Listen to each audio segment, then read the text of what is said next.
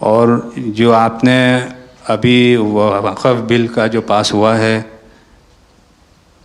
उनमें हम minority with in minority है और उनमें हमें आपने जगह दी है, हमारा नाम आया है और जो काम हुआ है हिंदुस्तान की तरक्की के लिए आपकी ख्वाहिश है कि सबको साथ लेकर चलना है और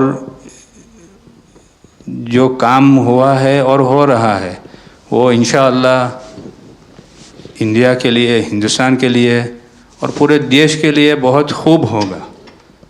और छोटे लोगों की भी, आप भरे गिनती में छोटे हो लेकिन आपके दिल में जगह बहुत ज़्यादा है। ये आपकी जो खूबी है वो शायद किसी में भी नहीं होगी।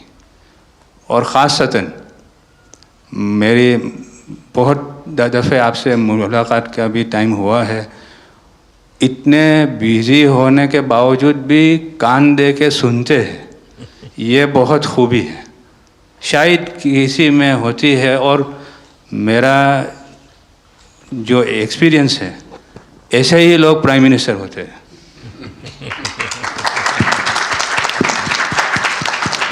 સાહેબ વક્ફ અમેન્ડમેન્ટ બિલ આપ લઈને આવ્યા 75 વર્ષમાં પહેલી વાર આ કમ્યુનિટી બીજા મુસ્લિમ કમ્યુનિટીને કોઈએ સાંભળ્યું છે, કોઈએ એકનોલેજ કર્યા છે।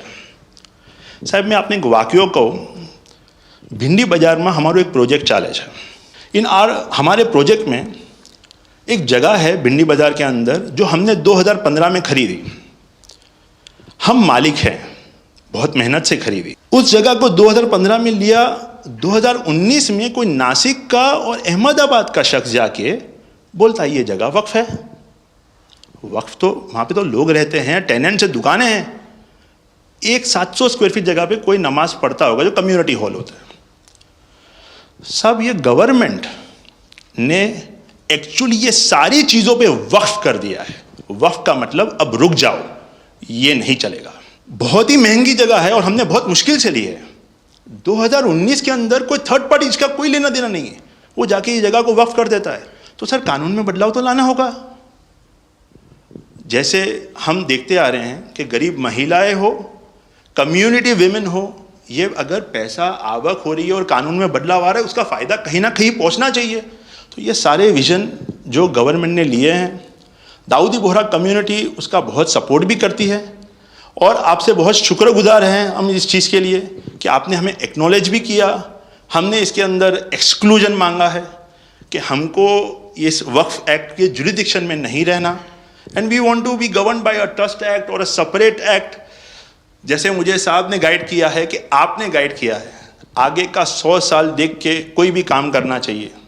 हम उसी राह के ऊपर इसकी कोशिश कर रहे हैं और मैं वापस से बहुत बहुत धन्यवाद करता हूं आपका कि आपने ये बिल और ऐसे बहुत से कठिन बिल जो आते रहते हैं, बहुत बहुत धन्यवाद।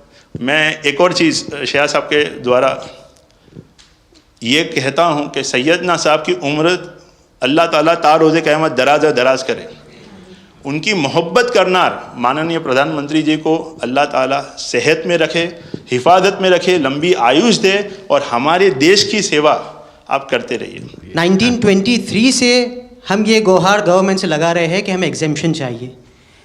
जो 51st हिज होलीनेस थे, उसके बाद 52nd सैयदना साहब और आज 53rd दाइल मुतलक सैयदना साहब वही सेम बात कर रहे हैं कि हमें एग्जेम्पशन चाहिए।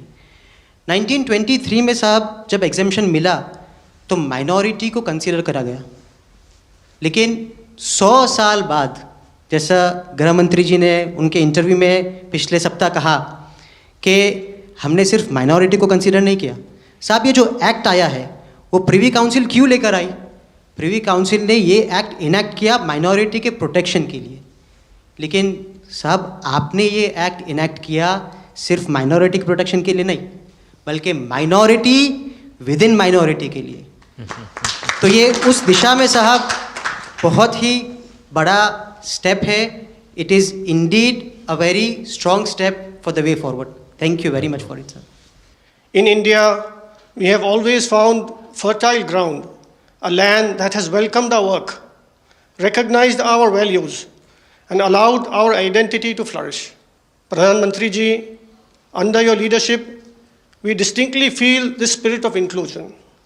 The recent amendment to the Waqf legislation, in which the Dawoodi Bohra community was formally recognized for the first time in independent India's 75-year history, may have been a brief mention, but to us it was profound. It affirmed something that we have always believed: we belong to India, we belong here. It is in this spirit that we proudly say, Hindustan hamaro watan chhe. We are inspired by your leadership, by your vision for India 2047, and by the clarity with which you speak of an India that is inclusive, confident, and globally respected. नज़र में उतरना कमाल होता है, नफस में बिखरना कमाल होता है, बुलंदियों पर पहुंच जाना कोई कमाल नहीं होता, बुलंदियों पे ठहरना कमाल होता है। क्या दौलत है आपके लफ्ज़ों में, ऐसी क्या दौलत है आपके लफ्ज़ों में, आप जब भी बात करते हैं दिल खरीद लेते हैं। आपकी हम्बलनेस, आपकी ह्यूमिलिटी साहेब लाजवाब है। અમારા માં એમ કહેવાય છે સાહેબ, જે નમા રબને ગમા। સાહેબ તમારા તો નામમાં જ નમો છે, નમો અમે સૌને ગમો। आप सबका स्वागत है। शायद आप में से बहुत कम लोगों को पता होगा कि जब मेरे मन में वक्फ के एक्ट पर काम करने का विचार आया तो सबसे पहले मैंने सैयदना साहब से सलाह मशवरा किया, फिर उन्होंने आपको मेरे पास भेजा, तो मैंने इनको 3 साल तक परेशान किया कि आप ज़रा इसको अपने तरीके से देखिए, आप अपने लीगल एडवाइस लीजिए, मुझे ड्राफ्ट दीजिए। यानी आप कल्पना नहीं कर सकते इतना कंसल्टेशन में उन्होंने मेरा साथ दिया। आप में से जो भी जानकार लोग उनको बात कर करके ले आए, और एक एक शब्द, फुल स्टॉप, कॉमा में क्या करना चाहिए, यहाँ तक मुझे मदद मिली। ये बात मेरे लिए कोई नई नहीं थी, कैसे करना उसके लिए आपको शायद याद होगा जब आपके दादाजी सैयदना साहब, अब वो तो 1900 से, तो एक बार मेरे घर पे आए थे, तो फिर उसी में से बात निकली पाटन की। अब एक व्यक्ति इस वक़्फ़ के नाम पे आप लोगों के लिए वो सबसे बड़ी श्रद्धा की जगह है, उसको दबोच के बैठा हुआ। अब मैं भारी कोशिश की, मैंने खुद ने, यानी मुझे मालूम था कि कितनी पीड़ा आप लोग सह रहे। एक्चुअली वक्फ का जो स्पिरिट है, आखिर ये किस चीज के लिए, किसके लिए, उसका अगर दुनिया को उत्तम से उत्तम कोई मॉडल दे पाएगा तो सैयदना साहब दे पाएंगे। लेकिन अब नई व्यवस्था में कानून के तहत तो दुनिया देखे कि भी देखिए कल तक वक्फ के नाम पर क्या हुआ और अब देखिए कैसे हो सकता है। और जब गरीब से गरीब इंसान की दुआ मिलेगी तो उसकी ताकत अनेक गुना बढ़ जाती है जी।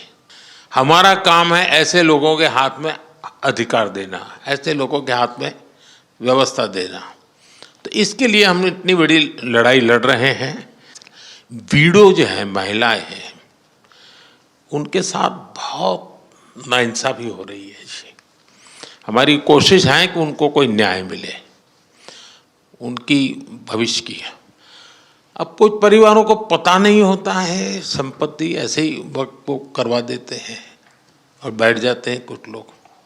तो मेरे पास ये कानून तो बाद में बना, पहले राउंड में जब मेरे पास रिपोर्टिंग आया, जब मैं यहाँ 19 में जीत करके आया, तब मेरे पास आया 1700 से ज़्यादा मुस्लिम समाज की शिकायतें थी कि भाई हमें न्याय दो, ये वक़्फ़ वालों ने हमारे साथ ये किया है।